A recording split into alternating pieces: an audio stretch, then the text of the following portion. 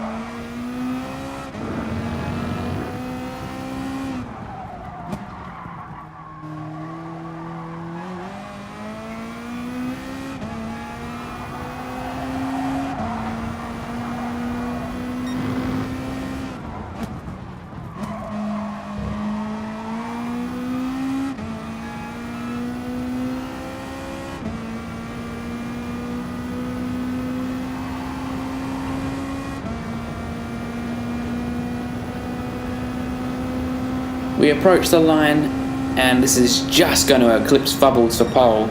Bubbles, of course, with 2 victories, the same tally I have so far this season. And as I crash on my next lap, we note that, of course, it's a championship battle between the two of us. And I try to get out of his way, recovering from the mishap I had, and he avoided me the same direction I tried to get out of the way. So that was unfortunate, and I apologised in the immediate aftermath. But it was time to race. We're starting from pole. My championship rival P2, he needs at least P4 if I drop out. I need at least P11. I mean, there's 5 people, so that's out of the question. I basically have to drop out for Fubbles to win. But we want to end the season with a bang. We want to be the most winning driver. And if that's possible, that'd be fantastic. Dynamite, of course, a race winner as well, could equal the win tally at 2-2-2 between the 3 of us. However, Kart Dude and Murph also in this lobby. Cannot be scoffed at their talents. Of course, remember Kart Dude, epic battle with me last week in the retro round. And of course Murph, we have to thank for the livery provided for us. He's my teammate, of course. And we would go on to win the Constructors' Championship as a pair. Down the inside, I didn't think there was enough space, but he put his car there, right on the line. You know, Dynamite's a very aggressive driver, but he doesn't outbrake us on this occasion, and we just slip around the outside into the center S. He should have a good run, but so does Bubbles. You can see on the indicator in the bottom right, the radar, 2 cars right behind me. Especially as I look back, even more evidence of that. I go hard to the inside so Bubbles can't get down my inside, and there's no way through for either of them. This defense I have to put up is huge. Big dive bomb there from Dynamite. Bit of contact. He's not able to get through. Thankfully, I had the better traction on the left of the track. Once again, big slipstream down the front straight. I hold the inside. He does pull alongside and get around the outside, but I have the outside for the next corner and the momentum, and despite being forced onto the curb, I still prevail through that corner. However, it's not done. Down towards Interlagos, both of them in the slipstream. They pull out, and I take the racing line as far as I can go towards the racing line, of course, and maintain the lead still. Once again, bit of a forceful manoeuvre there from Dynamite, and he finally gets through.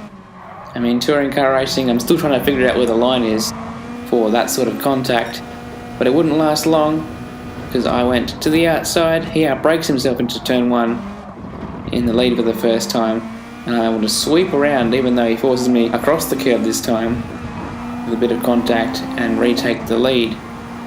Bubbles followed me through. He actually got down my inside as well, and I couldn't cover it off this time. Towards the next turn, we all break at very similar points.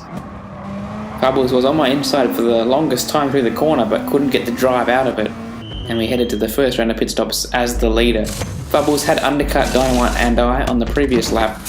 I put no fuel in that pit stop just to emerge in front. Possibly not the greatest tactic now that I think about it. However, Fubbles did leap past Dynamite into P2. My next pit stop occurred at around 2/3 through the race. It was the same lap as Dynamite and Fubbles this time, but I needed some fuel, and I would come out right behind Dynamite with Fubbles a few seconds behind, having been a bit slower in that stint compared to Dynamite, who charged back into contention. Kart Dude on a one-stop at this stage was in the lead, so we needed to get past him, as well as Dynamite, who it appeared let me through there. I'm not sure if he had some corner cutting penalty to get rid of, or if he just wanted to let me by. Either way, we're up to P2 and trailing Kart Dude, who's yet again running his retro round livery. It does look that good, I don't blame him, but he has no traction on those dead tyres, and we just drive around the outside, and that is the net lead taken.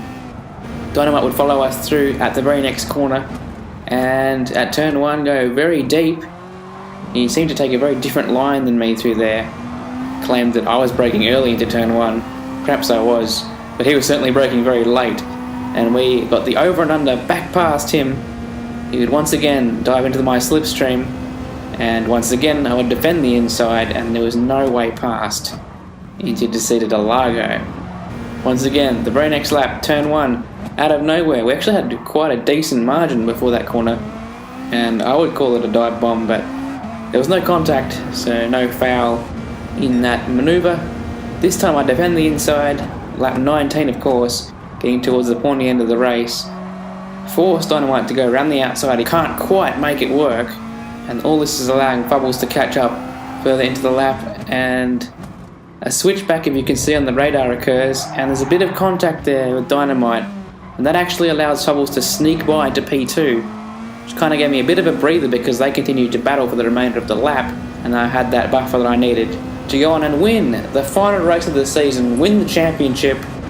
Bit of a failed championship flick, but that is the third race I've won this season, most of anyone, and it would be Fubbles rounding out his season with a P2 once again, and Dynamite in P3. Thank you very much to Kart Dude for hosting this season. It's been very fun, but anyway, I've been Jacko. See you next time.